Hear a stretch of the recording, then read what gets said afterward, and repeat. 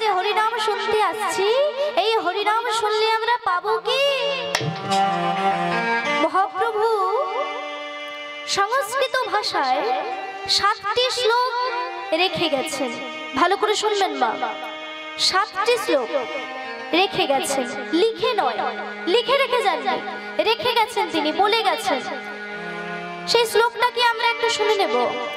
বলছে চেত দর্পণমার্জনম ভব মহাদাবাগ্নি নির্বাপনম শ্রেয় কৈরব চন্দ্রিকা বিতরণম বিদ্যাবৌধ জীবনম আনন্দং বুদ্ধিবর্ধনম প্রতিপদ পূর্ণমৃত সাধনম সর্বাত্মস্নাপনম পরমে বিজয়তে শ্রীকৃষ্ণ সংকীর্তনম। কি বলছে মায়েরা, একটু ভালো করে খেয়াল করে দেখুন। বলছে চেত দর্পণ মার্জনম। চেত মানে কি? চিত্র। চিত্র মানে কি? মন। মনকে বলছে চিত্র। চেত দর্পণ। দর্পণ মানে কি? হ্যাঁ গো মায়েরা, সবার বাড়িতে আছে, কি আছে গো? আয়না। তাহলে চেত দর্পণ মনের আয়না। মার্জনম। মার্জনম মানে কি? মেজে ঘষে পরিষ্কার করা।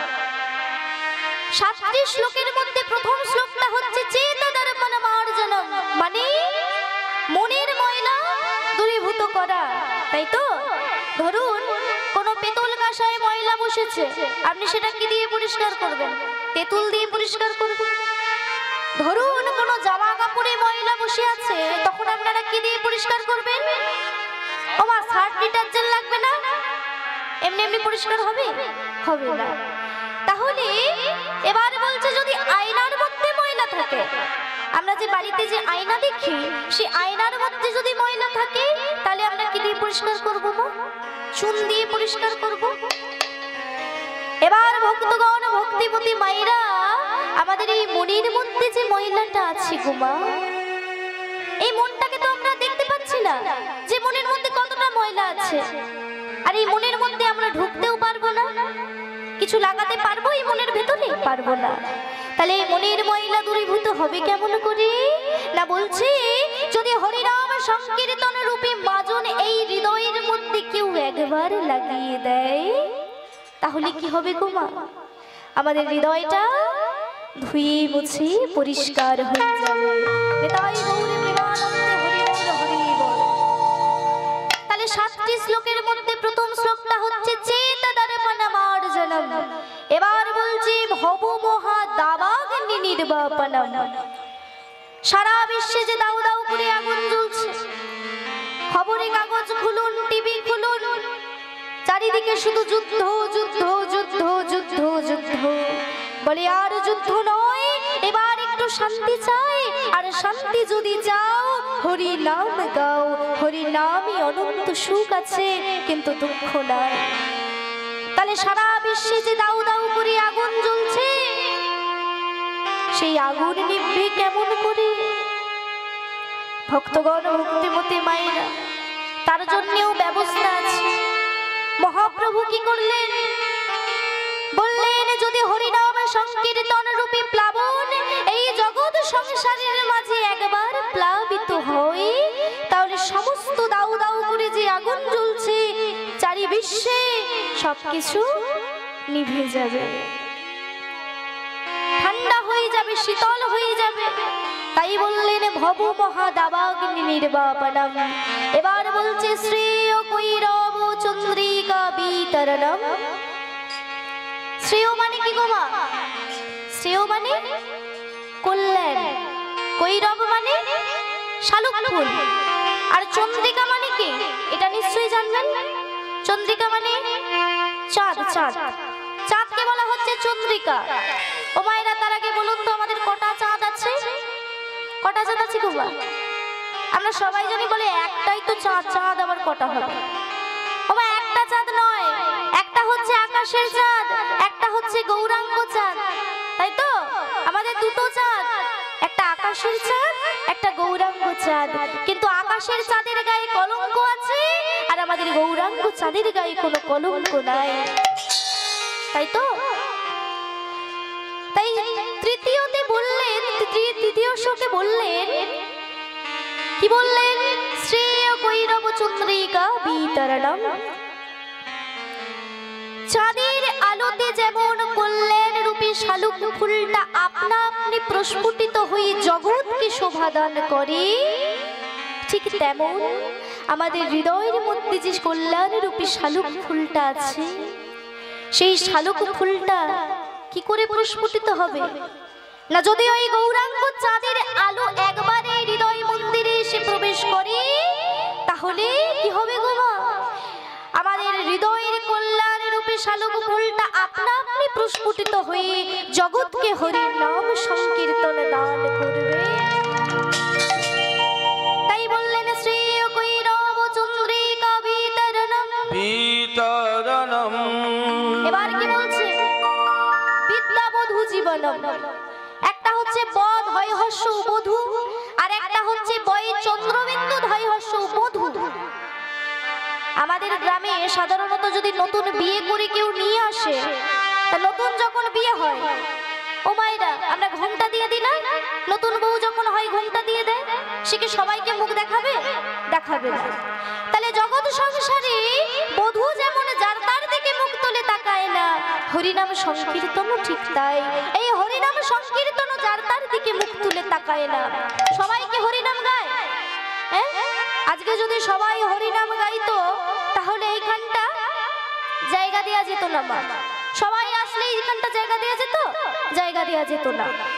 তাহলে সবাই আসেনি, সবাই হরিনাম করে না। তাহলে যে জন হরিনাম করে তার দিকেই মুখ তুলে তাকায়, যে জন হরিনাম করে না তার দিকে মুখ তুলে তাকায় না। তাই বলছে বিদ্যাবধূ জীবনম। এবার বলল আনন্দাং বুদ্ধিবর্ধনম। এই হরিনামে কত আনন্দ সেটা তো ডুবলে জানা যায়। আস্তে এত কথা হচ্ছে কেন ওখানে? আস্তে একটা কথা বলছি, ভালো করে শুনতে হবে তো নাকি? আনন্দাং বুদ্ধিবর্ধনম। হ্যাঁ, আনন্দ পাওয়া যায়। প্রতিপদ পূর্ণামৃত সাধনম। পূর্ণ অমৃতের স্বাদ পাওয়া যায় এই হরিনামে। তাই বলছেন আনন্দাং বুদ্ধিবর্ধনম প্রতিপদ পূর্ণামৃত সাধনম। এবার সবার শেষে কি বলল? সর্বাত্ম স্নাপনম, মানে কি সর্ব আত্মার স্নান হয়ে যায় হরিনামে। ধরুন ভক্তগণ, ভক্তিমতী মায়েরা, কেউ কেউ এসেছে হরিনাম শুনতে, আবার কেউ কেউ বাড়িতে আছে শোনেনি, কিন্তু মাইকের আওয়াজটা তাদের কানে যাচ্ছে, তাদেরও লাভ। তাহলে যারা শুনলো তাদেরও লাভ, যারা শুনলো না তাদেরও লাভ, যারা আসলো তাদেরও লাভ, যারা আসলো না তাদেরও লাভ। তাই তো সর্বাত্ম স্নাপনম, সর্ব আত্মার শান্তি হয়ে যায় এই হরিনাম সংকীর্তনে। নিতাই গৌরে প্রেমানন্দে হরি বল হরি বল হরি বল। তাহলে আমরা কেন হরিনাম করব এটা জেনে নিলাম। আমরা কেন হরিনাম করব তা তো জেনে নিলাম না। চলুন সকলে মিলে হরিনাম করব। এই হরিনাম এমন একটা জিনিস যার কোনো স্থান কাল পাত্র নেই। আপনি যখন তখন যেখানে সেখানে করতে পারবেন। হ্যাঁ, রাস্তায় যেতে যেতে করতে পারবেন, বাড়িতে বসে বসে করতে পারবেন, বিছানায় শুয়ে শুয়েও করতে পারবেন। হ্যাঁ, এর কোনো নিয়ম নেই যে ঠাকুরের সামনেই বসে করতে হবে বা ভগবানের সামনে গিয়েই করতে হবে, এরকম নিয়ম নেই। তাই তো বলছে, কি বলছে? বলছে পথ চলিতে আর বলিতে, পথ চলিতে আর বলিতে, তুমি রাগাও কৃষ্ণ হরি নাম মধুর নাম।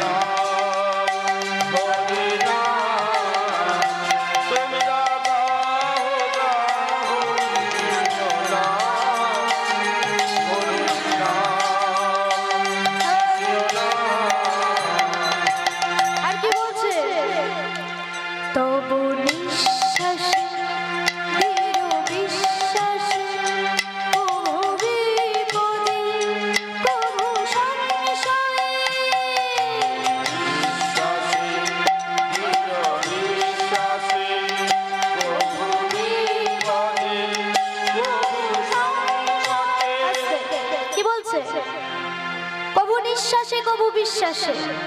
নিঃশ্বাস নিতে নিতে হরিনাম করুন। আরে আমাদের নিঃশ্বাসকে কি বিশ্বাস আছে? নিঃশ্বাসের বিশ্বাস নেই। কখন কে চলে যাব আমরা কেউ জানি না। তাহলে নিঃশ্বাস নিচ্ছি আবার নিঃশ্বাস দিচ্ছি, তাই তো? শ্বাস নিচ্ছি শ্বাস ছাড়ছি, সেখানেও হরিনাম করতে বলছে। কবু নিঃশ্বাসে দৃঢ় বিশ্বাসে ভগবানের ওপর বিশ্বাস রেখে নাম করুন। হ্যাঁ, আর কবু বিপদে বিপদে পড়লে আমরা ভগবানের নাম করি না, যে ভগবান আমাকে রক্ষা করো, ভগবান আমাকে বাঁচিয়ে দাও, বলি না? তাই তো বলছে, কি বলছে? কবু নিঃশ্বাসে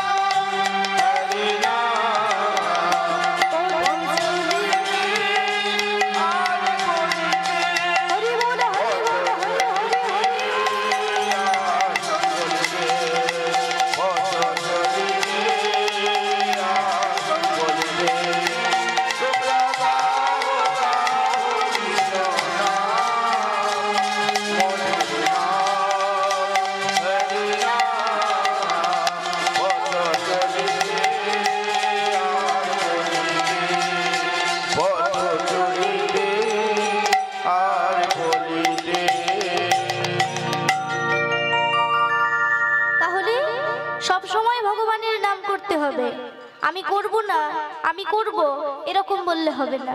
সবাইকে করতে হবে, প্রত্যেক দিন করতে হবে, তাই তো? হ্যাঁ, তাহলে অনেক কথা বলেছি, এবার চলুন আমরা সকলে মিলে যাব মধুময় শ্রীরাম শ্রী বৃন্দাবনে। কি হলো, যাবেন তো সবাই? কে কে বৃন্দাবনে যাবেন একবার হাত তুলুন দেখি। সবাই যাবেন?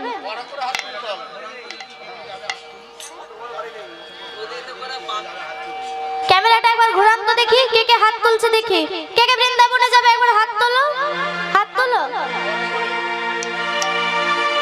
হ্যাঁ, সবাই যাবে? কই সবাই যাবে? হাত তোলো তাহলে, সবাই হাত তোলো, হাত তোলো, হাত তোলো। সবাই যাবে, কেমন? ঠিক আছে, বেশ বেশ বেশ, খুব সুন্দর। সবাই তাহলে যাবে বৃন্দাবনে। বলে যাবে গো? কি বলে যাবে?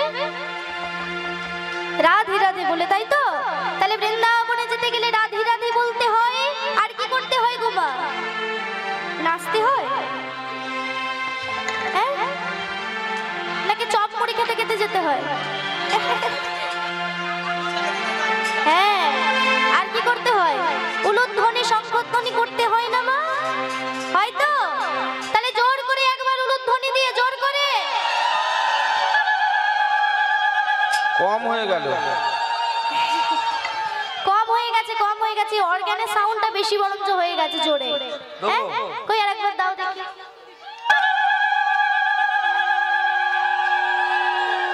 আপনাদের থেকে সাউন্ডটা বেশি না? বিয়ে বাড়ি হলে যদি উলুধ্বনি না বেরোয়, গলায় আঙুল দিয়ে দিয়ে উলুধ্বনি দাও তোমরা। হরিনামে এসে উলুধ্বনি দেবে না? দেবে তো? আরেকবার জোর করে সবাই মিলে জোর করে উলুধ্বনি দিয়ে। বেশ বেশ বেশ, দুটি বাহু তুলে আমার সঙ্গে একসঙ্গে, কেমন? আজি রাধে রাধে বলি, দুটি বাহু তুলে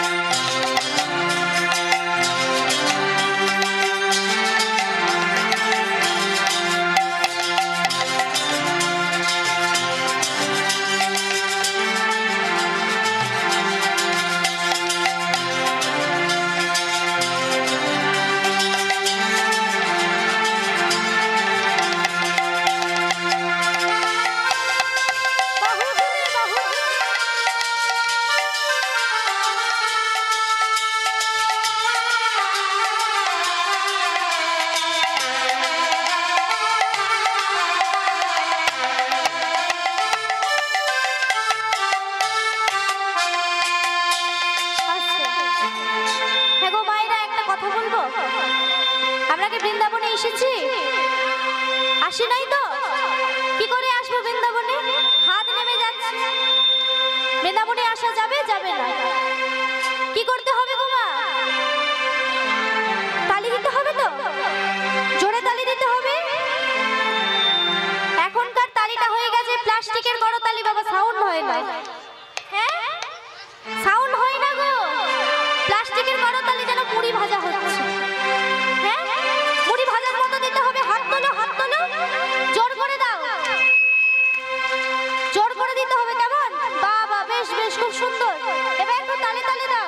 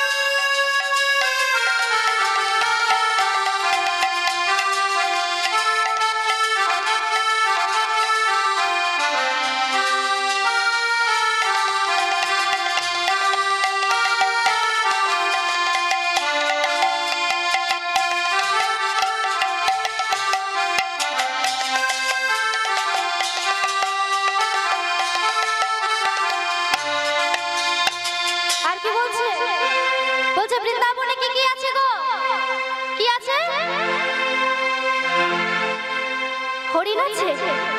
ওই তো ওইখানে হরিণ আছে, আমি দেখতে পেয়েছি। ওই যে ওখানে হরিণ আছে না? তাহলে বৃন্দাবনে কি আছে? হাতি আছে? কি আছে বৃন্দাবনে? কে কে বৃন্দাবনে গেছো? একবার হাত তোলো দেখি। গেছো বৃন্দাবনে? গেছো? কেউ যাওনি? আচ্ছা, দীঘা কজন গেছো? দীঘা? দীঘা? ও বাবা গো, হাসি দেখো, হাসি। দীঘার বেলা সবাই হাত তুলে দিয়েছো বলো? হ্যাঁ, ঠাকুমা দিদিমার এখন দীঘা চলে যাচ্ছে, আমরা তো দূরের কথা। হ্যাঁ, তাহলে বৃন্দাবনে কি কি আছে গো? কি বলছে? হাতটা তো তুলতে হবে নাকি? এইভাবে সিদ্ধা সেমি কুণ্ড রাধা কুণ্ড গিরি গোবর্ধন, শ্যাম কুণ্ড রাধা কুণ্ড গিরি গোবর্ধন, শ্যাম কুণ্ড রাধা কুণ্ড গিরি গোবর্ধন, শ্যাম কুণ্ড রাধা কুণ্ড গিরি গোবর্ধন। মধুর মধুর মধুর মধুর মধুর মধুর বংশী বাজে এই তো বৃন্দাবন। শ্যাম কুণ্ড রাধা কুণ্ড গিরি গোবর্ধন, শ্যাম কুণ্ড রাধা কুণ্ড গিরি গোবর্ধন। মধুর মধুর মধুর মধুর মধুর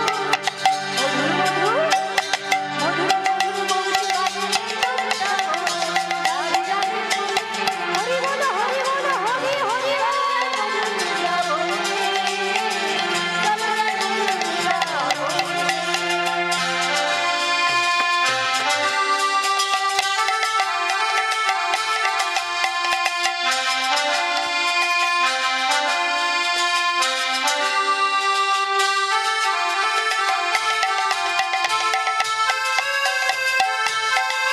রাধে রাধে রাধে।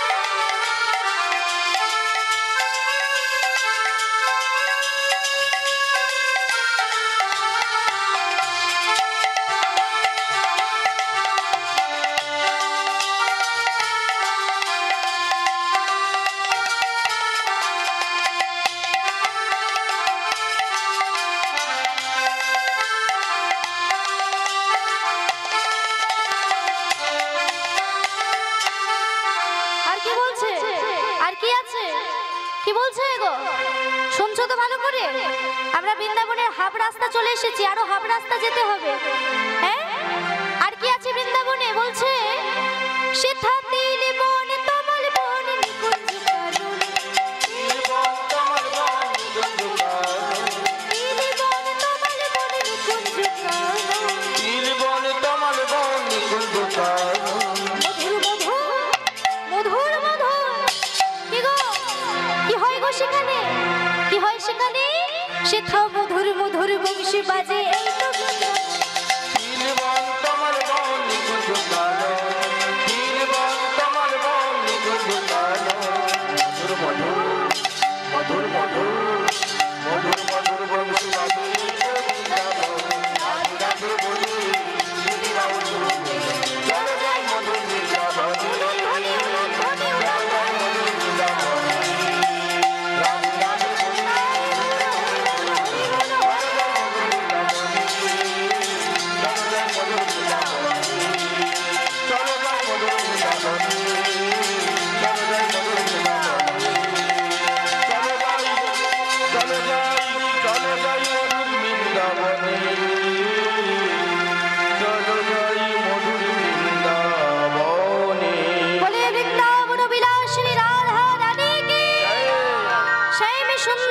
জয় গিরি গোবর্ধনকে, জয় মদন মোহনকে, আর একটু জোরে হবে কি? যেই বলেছে আর একটু জোরে হবে কি বলে দো? আর কত জোরে করবো গো? হ্যাঁ, আর একটু জোরে হবে কি? আর একটু জোরে, তাহলে আরেকবার বলি, বৃন্দাবন বিলাসিনী রাধা রানী কি, শ্যাম সুন্দর কি, গিরি গোবর্ধন কি, মদন মোহন কি, আপন আপন গুরু গোসাই কি, সবাই মিলে বলো নেতাই গৌরী প্রেমানন্দে হরি বল হরি বল হরি বল। বেশ বেশ বেশ, খুব সুন্দর। তাহলে আমরা এখন কোথায় আছি মাইরা? বৃন্দাবনে, তাই তো? তাহলে বৃন্দাবনে বসে বসে এবার আমরা ভগবানের লীলা আস্বাদন করব। যেহেতু আমাদেরকে লীলা মানে ধারণ করতে হবে, তাই তো? লীলা না শুনলে তাহলে কি হবে? হবে না। তাহলে যে কোনো একটা বিষয়বস্তু আমাদেরকে বলতে হবে। তাই ভালো করে শুনুন, আজকের বিষয়বস্তু বা লীলার নাম ভালো করে শুনবেন। আজকের বিষয়বস্তু বা লীলার নাম ভালো করে শুনবেন, কিন্তু পরে বলবেন কীর্তনিয়া কি লীলা গাইলো, বোঝাই গেল না। সবাই শুনবেন, আজকের বিষয়বস্তু বা লীলার নাম প্রভাস মিলন। প্রভাসের তীরে গোবিন্দ যজ্ঞ করেছিলেন। সেই যজ্ঞে কারা কারা উপস্থিত ছিলেন, কেন সেই যজ্ঞ হয়েছিল, কিভাবে সেই যজ্ঞ সম্পন্ন হয়েছিল, সেই নিয়ে বিস্তারিত আলোচনা এই লীলার মাধ্যমে আমরা শুনবো, আস্বাদন করব। তাহলে আজকের বিষয়বস্তু বা লীলার নাম প্রভাস মিলন। নিতাই গৌর প্রেমানন্দে হরি হরি হরি বল। তার আগে গৌরচন্দ্রিকাটা আমরা আস্বাদন করব, কারণ কোন লীলা গাইবার আগে গৌরচন্দ্রিকাটা ভালো করে শুনে নিতে হয়। আমার গৌরাঙ্গ মহাপ্রভুর ভাবটা কেমন, যিনি এই গলির জীবকে হরি নাম দান করেছেন, তার ভাবটা কেমন আজ আমরা জানবো। তারপরে আমরা লীলা আস্বাদন করব। আজ গম্ভীরা মন্দিরে মহাপ্রভু আছেন, তাই তো বলছে আজ গম্ভীরা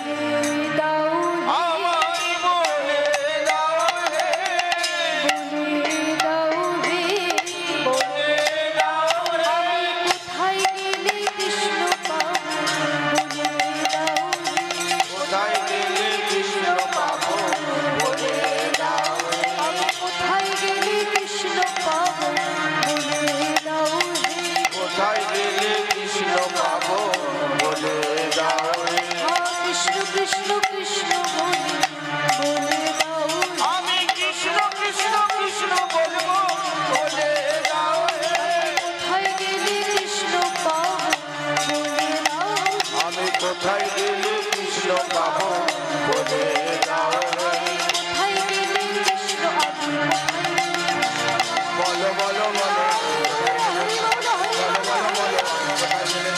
বলো বলো বলো কোথায় গেলে কৃষ্ণ হা না তো হা না তো বলি প্রভু আমার লুটায় ধরণী আজ গম্ভীরা মন্দিরে 3.5 জন ভক্তকে নিয়ে মহাপ্রভু কীর্তন করছে। সেই 3.5 জন ভক্ত কে কে মা? রায় রামানন্দ, স্বরূপ দামোদর, শিখি মাহাতো, তার সঙ্গে 80 বৎসরের একজন বৃদ্ধা। এই মোট 3.5 জন ভক্তকে নিয়ে কীর্তন করতে করতে মহাপ্রভু আমার গোবিন্দের কথা মনে পড়েছে। আর যেই না গোবিন্দের কথা মনে পড়েছে, একবার রায় রামানন্দকে জড়িয়ে ধরছে, একবার স্বরূপ দামোদরকে গিয়ে জড়িয়ে ধরছে, একবার শিখি মাহাতোকে জড়িয়ে ধরছে। আর তাদেরকে জড়িয়ে ধরে কি বলছে যাবে? বলো না, বলো না আমার কৃষ্ণ কোথায়? তোমরা যদি কেউ জেনে থাকো আমার কৃষ্ণ কোথায়, তাহলে বলো না, বলো না আমার কৃষ্ণ কোথায়, বলো না। কেউ কোনো উত্তর দিল না। সেই দেখে গৌরাঙ্গ মহাপ্রভু আমার হা কৃষ্ণ কিছু চাই না বলে ছুটে চললেন কোথায়? না সেই নীলাচলপুরী ধামের জগন্নাথ মন্দিরে। জগন্নাথ মন্দিরের সামনে সিংহদ্বার আছে। ওই সিংহদ্বারের সামনে গরুর স্তম্ভের উপর হাত রেখে একবার জগন্নাথ দর্শন করছে, আবার হানাত হানাত বলে ধুলাই গড়াগড়ি খাচ্ছে। তাই তো বলছি, পদকর্তা এক পাশ থেকে কলম দিলেন, কি বললেন? আজি উত্থান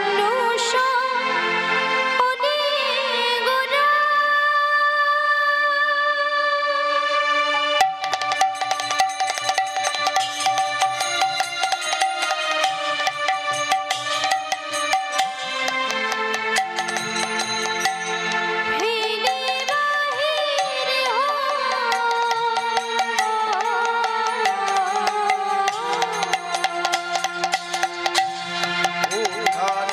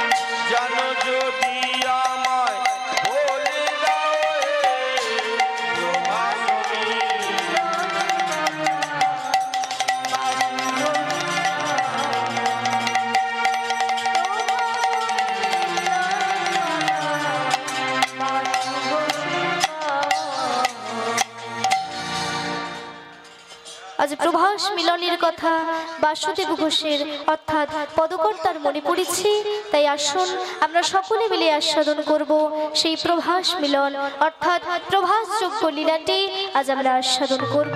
গৌরাঙ্গ মহাপ্রভুর ভাবটা কেমন সেটা আমরা জেনে নিয়েছি, এবার আমরা লীলা আস্বাদন করব।